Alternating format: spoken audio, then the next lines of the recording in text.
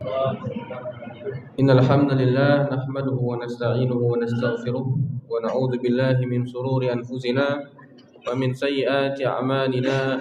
من يهده الله فلا مضل له ومن يضلل فلا هادي له. أشهد أن لا إله إلا الله وحده لا شريك له وأشهد أن محمدا عبده ورسوله لا نبي ولا رسول بعده.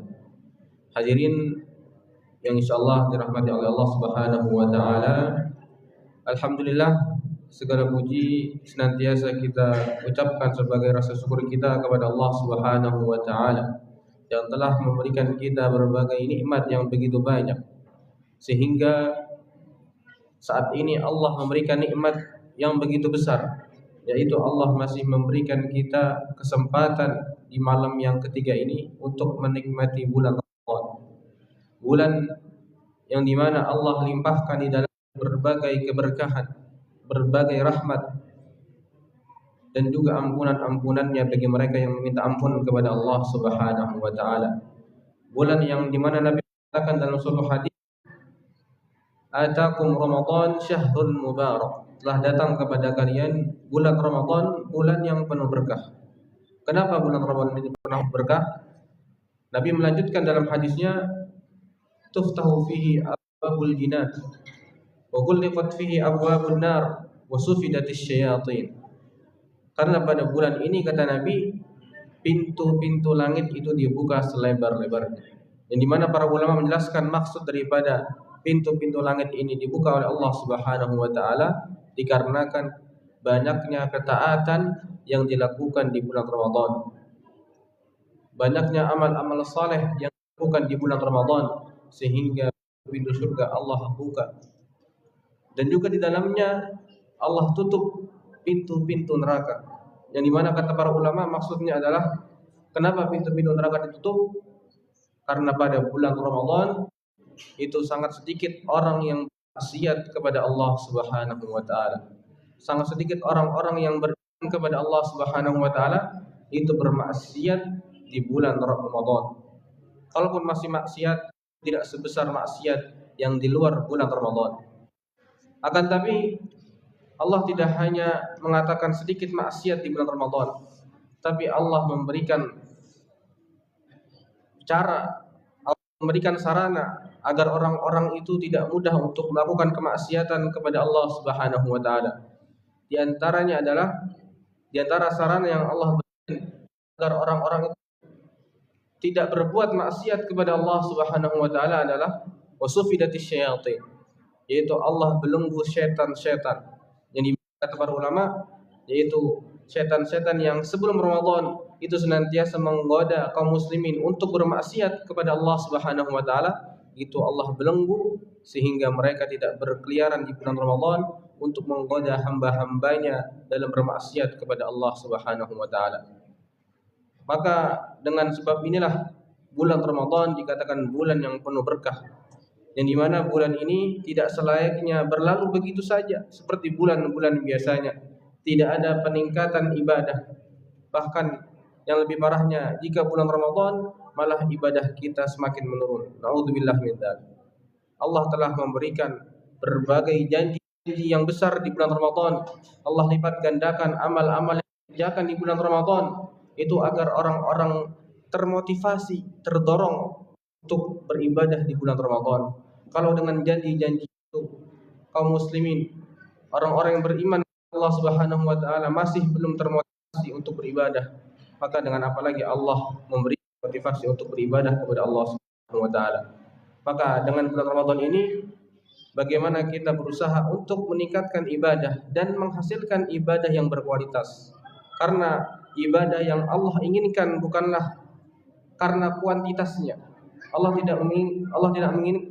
tidak menginginkan ibadah yang banyak, akan tapi Allah menginginkan ibadah yang berkualitas sehingga ibadah tersebut bernilai di sisi Allah Subhanahu wa taala. Sebagaimana Allah tegaskan dalam surat Al-Mulk, "Huwallazi khalaqal mauta wal hayata liyabluwakum ayyukum ahsanu amala." Dialah Allah yang menciptakan hidup dan mati untuk menguji kalian siapa yang paling berkualitas amal perbuatannya. Jadi Allah menginginkan kualitas dalam ibadah kita, bukan kuantitas. Maka di antara kiat-kiat agar ibadah kita itu berkualitas, tentu faktor utamanya adalah dengan ilmu. Maka ilmu harus kita pelajari sebelum kita beribadah kepada Allah Subhanahu wa taala.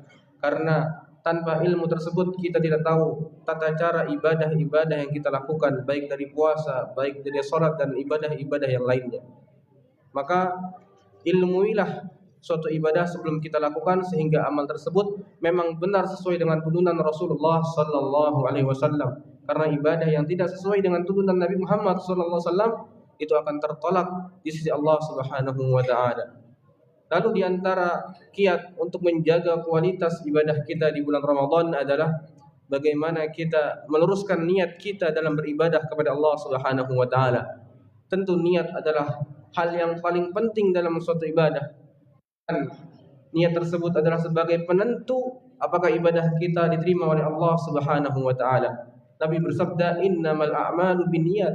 Hanya saja amal ibadah itu tergantung daripada niatnya. Dan para ulama menganggap niat perkara yang sangat penting dalam suatu ibadah, sampai-sampai mengatakan, "Ta'allamun niyyah fa innahu ablagu minal amal." Pelajarilah niat karena itu lebih cepat sampainya kepada Allah Subhanahu wa taala daripada amal perbuatan itu sendiri. Yang di mana perkataan ini dilandasi dalam suatu hadis, "Man hamma bihasanatin falam ya'malha kutibat lahu hasanatan kamilah." Barang siapa yang berniat untuk melakukan amal kebaikan, akan tapi ketika waktunya datang ia tidak bisa melakukan amal yang diniatkan itu karena faktor-faktor tertentu, maka dengan niat itu, kata Nabi, kutibat lahu hasanatun kamilah, telah tercatat kebaikan yang sempurna di sisi Allah Subhanahu wa taala. Maka ini bahkan Nabi mengatakan dalam suatu hadis, rubba amalin shagirin tu'azzimuhun niyyah. Berapa banyak amal yang remeh akan tapi dengan niat amal tersebut bernilai besar di sisi Allah Subhanahu wa taala. Wa rubba amalin 'azimin tusaggiruhun niyyah. Dan berapa banyak amal yang luar biasa, amal yang besar, amal yang berat, tapi karena niatnya yang jelek itu bernilai kecil di sisi Allah Subhanahu wa taala. Maka di bulan Ramadan ini di antara cara kita untuk meningkatkan atau menjaga kualitas ibadah kita adalah bagaimana kita meluruskan niat kita ikhlas karena Allah Subhanahu wa taala. Karena setiap ibadah yang kita lakukan tidak karena mencari ridha Allah Subhanahu wa taala, itu tidak akan bernilai apa-apa. Dan juga dikarenakan niat itu sendiri ya, menjadi ketika kita ikhlas kepada Allah Subhanahu wa taala, inilah yang menjadi kita istiqamah, konsisten dalam beramal ibadah. Karena kalau kita beribadah berniat untuk mencari pujian dari orang lain, tentu itu akan naik turun ibadahnya. Kalau pujian itu tidak ada, kita akan berkurang ibadahnya. Ketika pujian itu ada, maka kita akan meningkat ibadahnya.